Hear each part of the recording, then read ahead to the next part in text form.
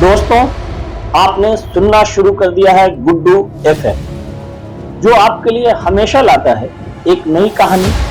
और इसी कड़ी में आज आपके लिए लेके आया है एक डरावनी कहानी, यानी डरावनी रात की कहानी। कहानी काफी अच्छी, रोचक और रोंगटे खड़े कर देने वाली है, तो अंत तक बने रहें और पूरी कहानी का मजा लें। ये यकीनन रोंगटे खड़े कर देगी। और अगर चैनल पे पहली बार आए हैं तो चैनल को सब्सक्राइब कर लें, ताकि इस तरह की जो भी कहानी आए इसका नोटिफिकेशन आपको सबसे पहले मिल जाए। एक गांव में बंटी नाम का एक लड़का रहता था। वह परीक्षा देने के लिए गुजरात जा रहा था। ठंडी का दिन था, चारों तरफ से कोहरा छाया हुआ था। आमने सामने भी कोई नहीं दिख रहा था।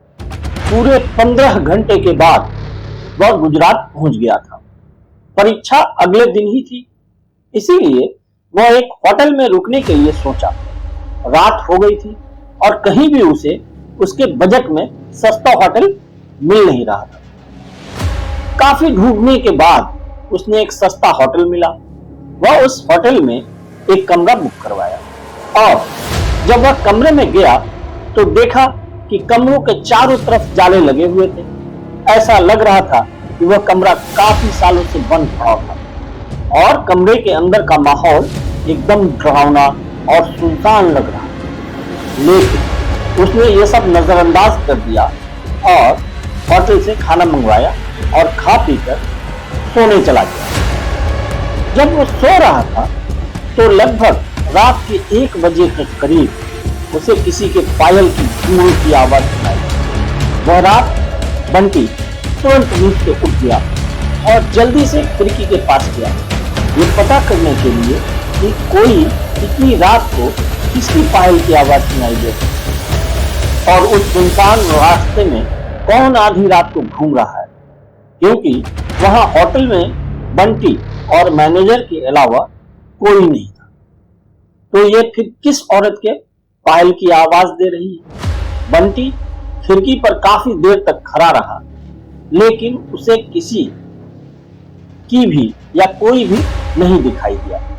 फिर उसने अपने कमरे से मैनेजर को फोन किया और उसने बताया कि मुझे इतनी रात को कब से किसी की पायल की आवाज सुनाई दे रही, आपको भी दे रही है क्या? मैनेजर ने कहा कि सर, ऐसी कोई बात नहीं है, आपको हवा से ऐसा लग रहा होगा। वैसे भी ये जंगली इलाका है, यहाँ पर तो हल्की हवाएं भी तूफान के जैसी लगती। आप सो जाइए, ऐसी कोई बात नहीं। बंटी मैनेजर की बात पर भरोसा करके फिर से सोने चला गया था। कुछ देर बाद उसने दोबारा वही पायल की आवाज पहले से भी ज्यादा तेज आवाज में सुनाई दी। इस बार उसने अपने कमरे का दरवाजा खोला और सीधा होटल के बाहर देखने के लिए चला गया। जब वो बाहर आया तो देखा कि एक काफी लंबी चौड़ी औरत जो सफेद साड़ी पहने हुई, उसके काफी लंबी बाल और चेहरा ढका हुआ है। वह अपने हाथ में एक नारियल लेकर होटल के चारों तरफ चक्कर लगा रही। ऐसा लग रहा था कि मानो अपने पायल की आवाज से किसी को बुला रही। बंटी दौड़कर उसके पास गया कि कौन है ये औरत जो इतनी रात को घूम घूम कर पायल बजा रही है, लेकिन वह तुरंत ही गायब हो गई और चारों तरफ कोहरा ही कोहरा फैल गया। बंटी भी थोड़ा घबराया, क्योंकि जिस औरत को वह सामने से देखा था अब वो नहीं दिख रही थी। बंटी अपने होटल में वापस जाना चाहा, लेकिन फिर उसे दोबारा पायल की वही आवाज सुनाई दी। बंटी अब उसे ढूंढते हुए जंगल की ओर जाने लगा। चलते चलते वो अपने होटल में से इतनी दूर आ गया कि उसे पता ही नहीं चला। फिर उसने उस घने जंगल में कुछ ऐसा देखा कि उसका दिल दहल गया। उसने देखा कि उस औरत ने एक पीपल के पेड़ के नीचे 5-6 लाश रखी और बारी बारी से एक एक को नोच नोच कर खा रही। उसका मुंह खून से लथपथ था और चेहरा भी एकदम डरावना। बंटी जब ये सब देखा तो उसके पैर तले जमीन खिसक गई। ये सब नजारा देखते ही देखते उसे डर के साथ साथ रोना भी आने लगा था। वह चुड़ैल अब मुझे भी मार दी, क्योंकि अपने पायल के आवाज से यहाँ तक तो मुझे लेकर आई है, लेकिन उसने हिम्मत किया और हिम्मत से काम लिया और हनुमान चालीसा पढ़ते पढ़ते धीरे धीरे वहां से भाग गया, ताकि भूत उसे देख न ले। लेकिन भूत तो भूत होता है। बंटी जैसे ही वहां से भागने की कोशिश किया, वो चुड़ैल अचानक उसके सामने आ गई और उसे इशारों से अपने अड्डे पर ले जाने लगी, जहां पर उसने लाशें रखी थी। बंटी हनुमान जी की जाप करते इतनी तेजी से वहां से भागा कि मानो जैसे उसके अंदर किसी की शक्ति आ गई। भागते भागते सीधा वो अपने होटल वापस आ गया। वहां थोड़ी देर रुका तो उसे एक आदमी दिखाई दिया।